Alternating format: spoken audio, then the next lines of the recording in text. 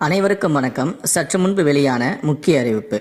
இந்த மாதம் மே மாதம் ரேஷனில் பாமாயில் வாங்காதவர்களுக்கு முக்கியமான அறிவிப்பு ஒன்றை தமிழக அரசு சற்று முன்பு வெளியிட்டிருக்கிறது. இதை பற்றி விரிவாக தெரிஞ்சுக்கணும்னா இந்த வீடியோவை கடைசி வரைக்கும் ஸ்கிப் பண்ணாமல் முழுமையாக பாருங்கள். இந்த வீடியோக்குள்ளே போகிறதுக்கு முன்னாடி இந்த வீடியோக்கு ஒரு லைக் பட்டனை ப்ரெஸ் பண்ணிடுங்க.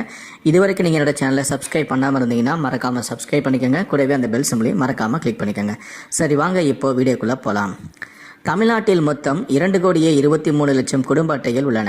இவைகளுக்கு உணவுப் பொருட்கள் வழங்க 34,793 ரேஷன் கடைகள் தமிழ்நாடு முழுவதும் செயல்பட்டு வருகின்றன. இந்த ரேஷன் கடைகள் மூலம் பொதுமக்களுக்கு மலிவு விலையில் உணவுப் பொருட்கள் வழங்கப்பட்டு வருகின்றன. இதனால் லட்சக்கணக்கான மக்கள் தொடர்ந்து பயன்பெற்று வருகிறார்கள். இதை தவிர பண்டிகை காலங்களில் துவரம்பருப்பு, பாமாயிலும் இலவசமாக வழங்கப்படுகின்றன. தற்போது புதிய ரேஷன் கார்டுகளை கேட்டு ஏராளமானவர்கள் காத்திருக்கிறார்கள். அதாவது புதிய குடும்ப அட்டை கோரி இதுவரை சுமார் 2 லட்சம் பேர் விண்ணப்பித்திருப்பதாக உணவுப் பொருள் வழங்கல் துறையும் தெரிவித்திருக்கிறது.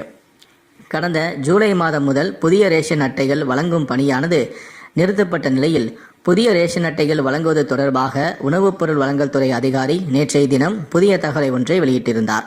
அதன்படி மகளிர்களுக்கு மாதந்தோறும் 1000 ரூபாய் உரிமைத் தொகை வழங்கப்பட்டதை அடுத்து ஏராளமான பொதுமக்கள் புதிய குடும்ப அட்டை வேண்டி விண்ணப்பித்து உள்ளனர். புதிய குடும்ப அட்டை கோரி இதுவரை சுமார் 2 லட்சம் பேர் விண்ணப்பித்துள்ளனர் எனவும், எனவே மக்களவை தேர்தல் முடிவுகள் வெளியான பின்னர் விண்ணப்பங்கள் பரிசீலிக்கப்பட்டு புதிய குடும்ப அட்டை வழங்கும் பணிகள் தொடங்கப்படும் எனவும், தேர்தல் நடத்தை விதிகள் முடிவுற்ற பின்னர் புதிதாக 2 லட்சம் ரேஷன் கார்டுகள் வழங்கப்படும் என்றும் உறுதி தந்துள்ளனர். இப்படிப்பட்ட இந்த சூழலில்தான் முக்கியமான இன்னொரு தகவலும் வெளியாகியிருக்கிறது. இந்த மாதத்திற்கான கொள்முதல் தாமதமாக துவங்கியது. இதன் காரணமாக 2,20,20,00,000 கோடி கார்டுதாரர்களுக்கு உரிய பொருட்கள் இன்னும் கடைகளுக்கு முழுமையாக அனுப்பப்படவில்லையாம். இதனால் பருப்பு, பாமாயில் வாங்காமலேயே நிறைய பேரும் இருக்கிறார்களாம்.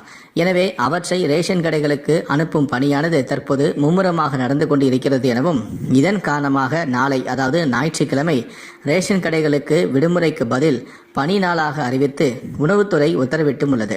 இது குறித்து உணவு வழங்கல் துறை ஆணையர், கலெக்டர்கள் மற்றும் கூட்டுறவு சங்கங்களின் இணை பதிவாளர்களுக்கு சுற்றறிக்கை ஒன்றும் அனுப்பப்பட்டுள்ளது.